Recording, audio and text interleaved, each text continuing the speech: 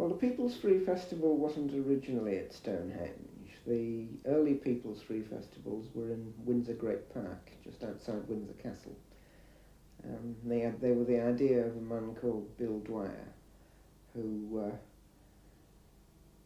latched on to the idea of big music festivals. I mean, this was just after Woodstock and all the big festivals in the States and the big commercial ones at the Isle of Wight. And he wanted a big free festival, and he wanted it in the Queen's back garden. And for 3 years, people got away with the People's Free Festival at Windsor. And then the police put a stop to it. We were attempting to say that festivals were good for the heart and the soul of the country, you know, that they were really good things, that they were cheap holidays, that actually that a lot of inner city problems could be solved just by allowing people to come out in the countryside and actually have a good time.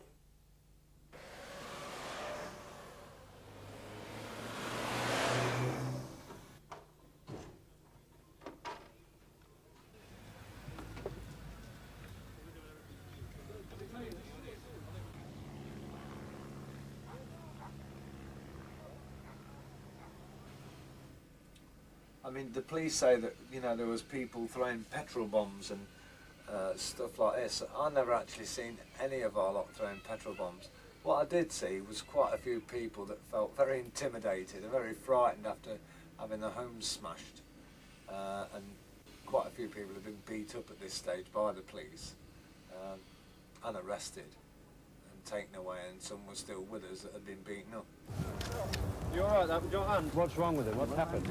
Possibly a fractured skull. What happened? Go on, a few lads, get on! Get this man out of here comfortable. When you're ready, lift it. Yeah. Bastards. Bastards. You know, is that there? Fucking watching this. Find the barbed wire. Take care of them now. Is this one that was kicking up on the road? Tell you what, we'll get somebody to tell her, okay? We'll get somebody to tell her that you are hurt here. We'll take it, okay? Yeah. What happened to you? Yeah, we had police charging. Where? In the arm. Broke my arm. What were you doing? Up here, I was just standing, so I watched to see what was going on. They charged on. One of them hit me with a truncheon. You ought to come in and get it checked over anyway, at least. Well, we haven't done anything, have we? Just trying to live our lives, that's all. We don't interfere with anyone else. And this world's supposed to be a common treasury for everybody to share, not people to free button land. up. You know what I mean? No wonder people are starting to get sick. These people are pushing our people too close. And like, it's going to start to explode one of these days if they're not watching. This whole thing here is just a total farce. Cities are going crazy, everybody's going crazy, and it's all because of this. They're trying to impose a police state. Well, we're free thinkers and we're going to stay that way, What no right matter have what. they got to tell us what Whether to they do? shoot me or not, I don't care. Yeah. Then go for it. Why don't you go to hospital? Well, we don't want to be split up. We don't want to be I'm not going to leave my arrested. husband, my dog, my puppies and my home. Like, we don't want to be arrested. If we leave here, we'll get arrested and split up. She'll be taken one place, I'll be taken another. We'll probably lose our home. Like, we'll have no livelihood, nowhere to live. We just want to get off this field as peacefully and quietly as we can.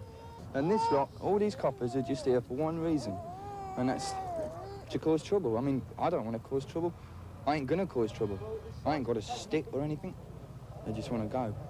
Just go quiet so the baby can be born. I have a decent start in life, not surrounded by 1,000 coppers with sticks and shields.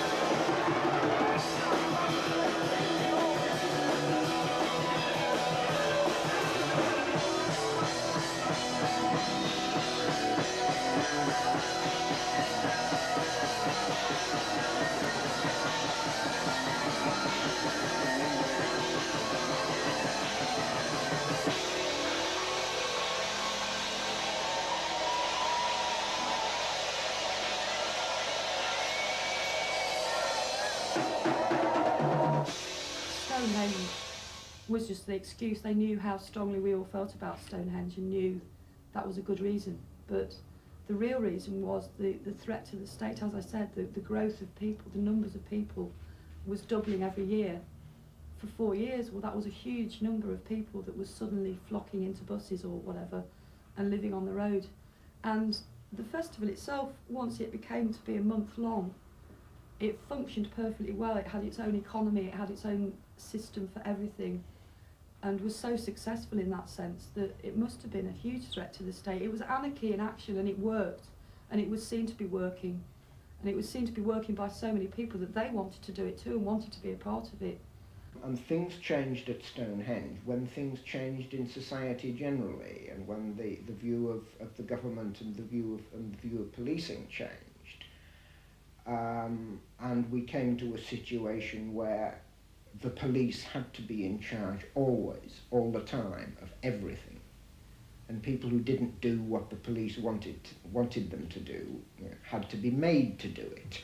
And whatever resources it took to do that would be forthcoming. The state, both local, national, local council, police, they have spent literally millions. I mean, if the number flashed up here at the moment, you know, would it be 100 million? Would it be 200 million? I don't know. They sound like impossible sums, but I bet they're low. I bet they're low on what they've spent in trying to destroy our culture because we're considered to be that much of a threat to the way they do business and the way they look at the world. Because with our culture in the ascendancy, they wouldn't be able to send troops to defend oil interests in the Middle East. And they know that. And they know that when we are actually showing what we can do in art, in culture, in politics, in creativity, in just being bloody human beings, when we actually are showing what we can do, this is very, very appealing to people. And it's very frightening to them. I don't know who the them are, because I don't see the them as a tiny group. I see the them as people who are frightened by the ideas.